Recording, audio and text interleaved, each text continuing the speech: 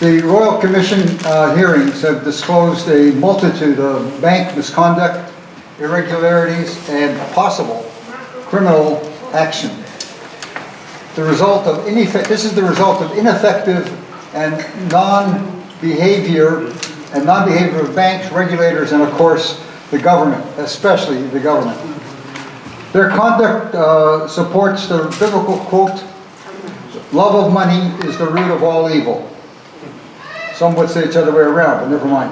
The most important factor in business is credibility. If you haven't got that, you haven't got it in banking, and you haven't got it in business.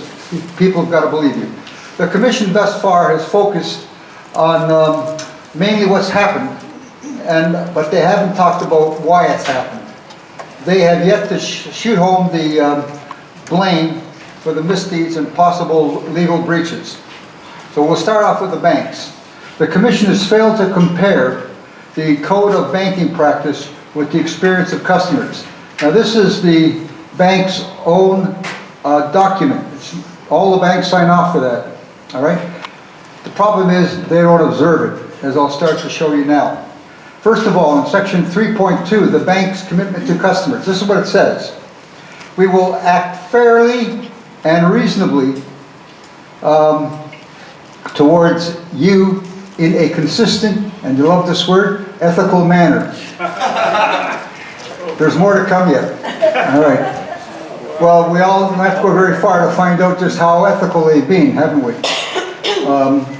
The second point they make, or rather I make, is the bank's commitment to its customers.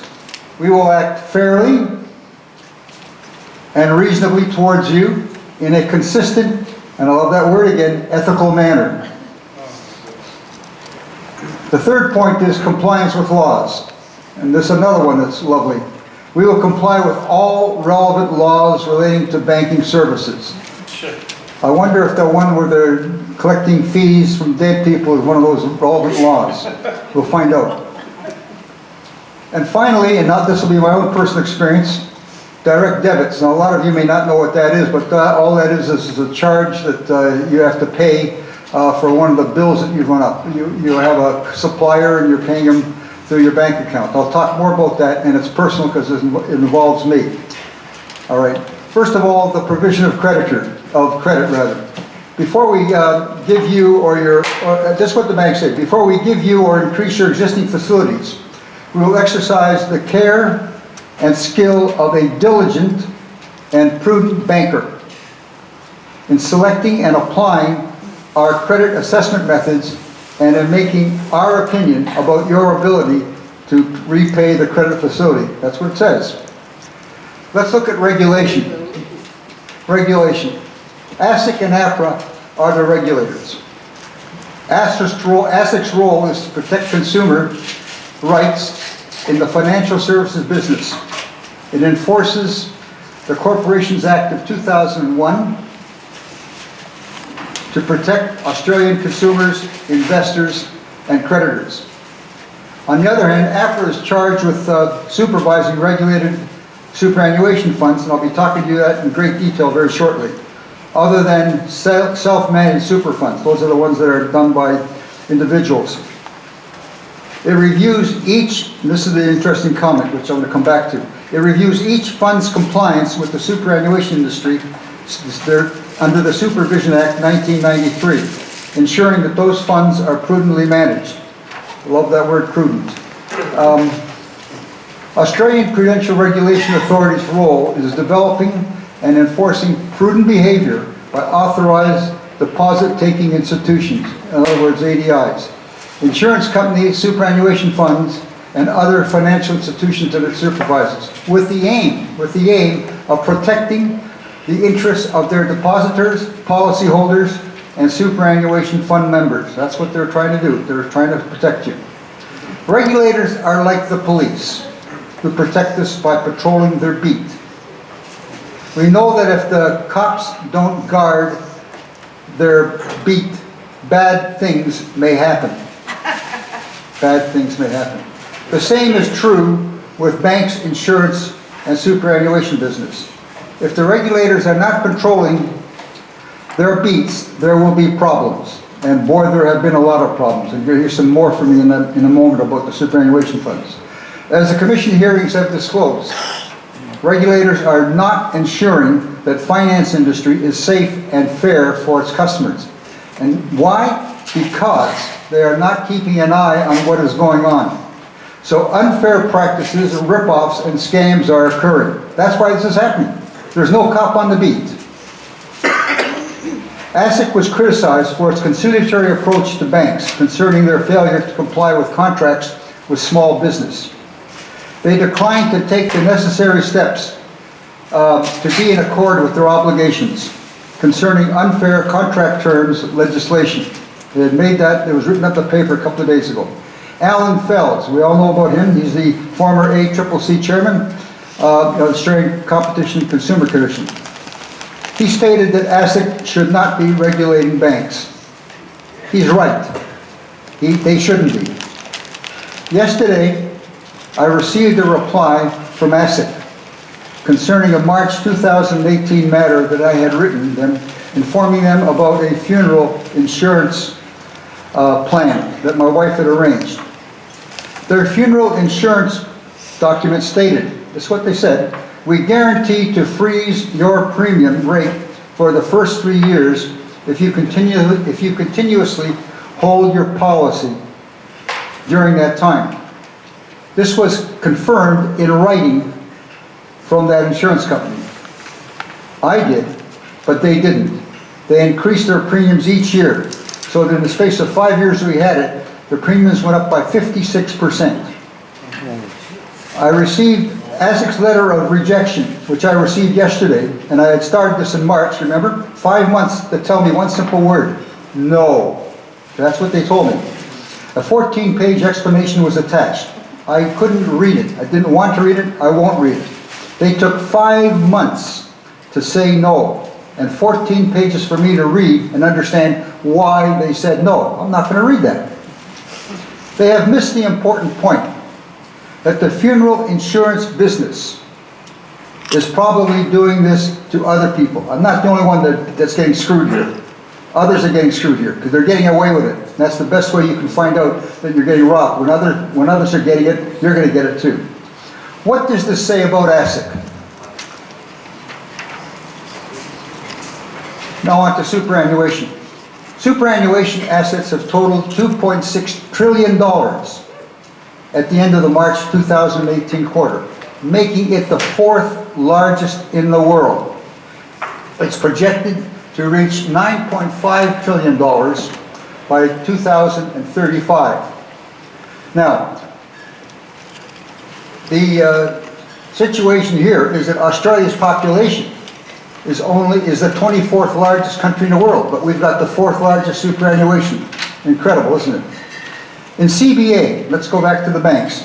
In CBA, some 15,000 clients or so were not moved to MySuper. They should have been moved to MySuper, but the reason they weren't moved there was because the people working in the banks would not get the kind of commissions that they would get if they moved them to MySuper. It's a sort of a cheap superannuation fund. And as I said before, even though this was a breach, ASIC failed to act.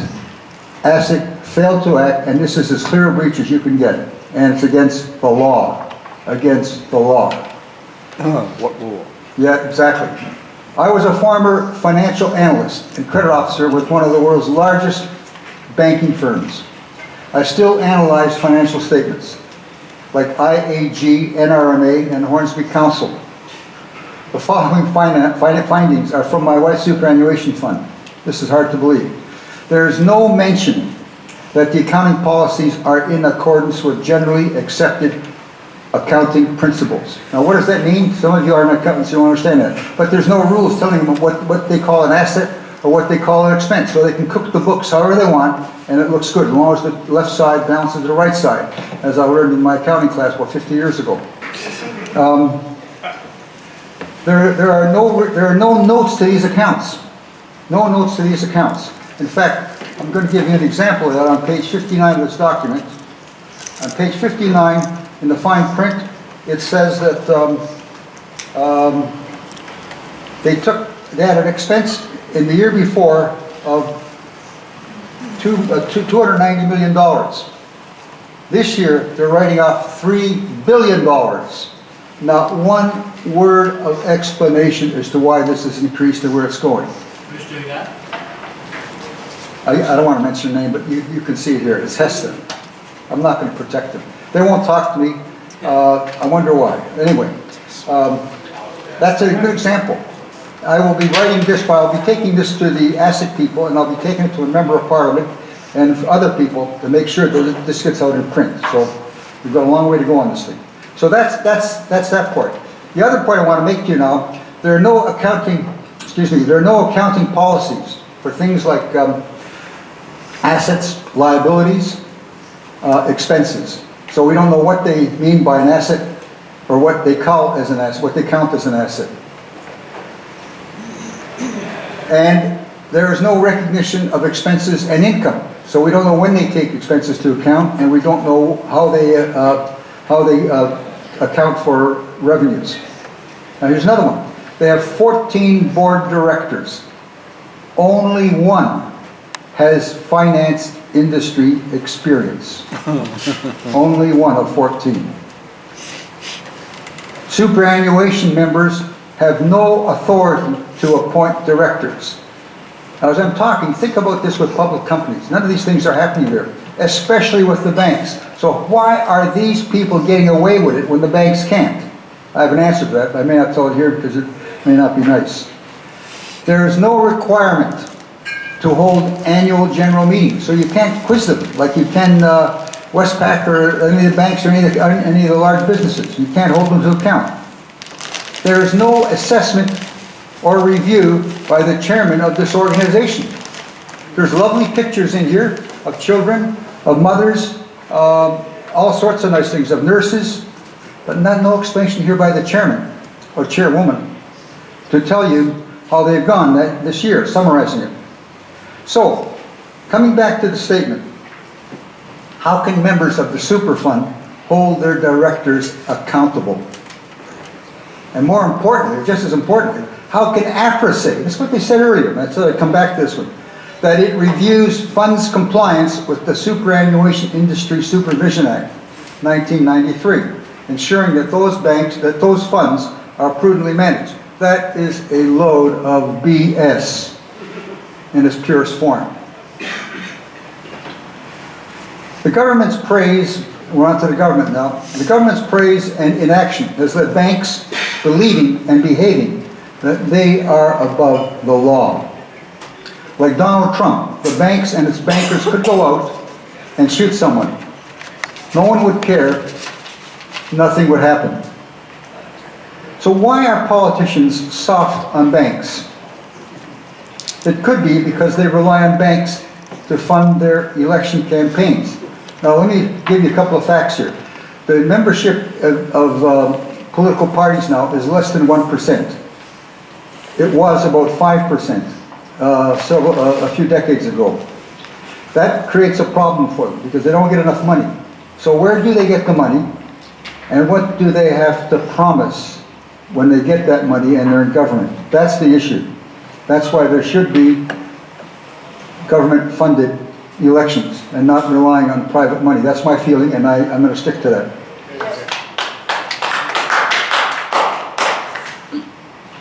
Now, there's no cop on the beat to protect or hinder lawbreakers. Crime will occur. Here's an example. One of Commonwealth Bank's rogue planners, I'm sure you know who this is, was paying $400 cash for referrals to tellers if they sourced him with a client. The same person allegedly forged signatures, that's a crime, alleged crime I guess, you have to prove it, overcharged fees and created unauthorized investment accounts which he got fees for. His clients didn't know that he was doing this without their permission. There is no record of charges being laid against him. Now here's the part that you'll fall over on. Guess what he's doing now? He is, at July 2018, a senior manager in the business division of the Commonwealth Bank. Can you imagine that? When I was banking, I would have been fired and I would have ushered him out the door. Well, it's just dreadful. I can't understand that at all. Anyway, it's not about me. The government's praise for banks and its forbearance of such incidents creates the impression that banks are above the law. And I would argue with anyone here that wants to say that they're not. They are. And the government has allowed this to happen. Besides the government and the laws, banks have disregarded the risk-reward principle in their unbridled pursuit of growth. So when I look at financials of a bank, I look at how fast their sales are going, and they're going like a rocket, then I know they're going to have some hell of a problems trying to collect those fees and so forth, and their interest, getting their interest. Finally, your favorite person for some of you, certainly not mine, is Anna Blythe. And here's what she said on August the 7th, 2018. Restoring trust and confidence in Australia's banks. This is, by the way, this was this year, 2018. Restoring trust and confidence in Australia's banks through an open and transparent industry is the goal, or the joint goal, of government, regulators, and the sector. Banks will work proactively and in good faith with the ASIC on measures announced today to improve the monitoring of regulation and increase the transparency of the financial industry. While the industry awaits further details of how the new initiatives will operate, it is committed to ensuring quickly and efficiently that they will be implemented. Now, over the past few years, she goes on to say, the industry has worked with regulators, including ASIC, that's not true, to implement reforms to help restore community trust and confidence in Australia's bank. Last week's announcement of the new banking code approved by ASIC, is an example of the industry and the regulator working together to deliver a better banking system for Australians. Now, this is my comment to Anna Blythe, and I've tried to get a hold of her. I couldn't get a hold of her. She's in Sydney, as you know. Miss Blythe, it is not words, but actions that comply with those words that matters. The public will believe that a better banking system, a better banking service has been delivered when they experience it. Until then, distrust. It is deserved. Thank you very much.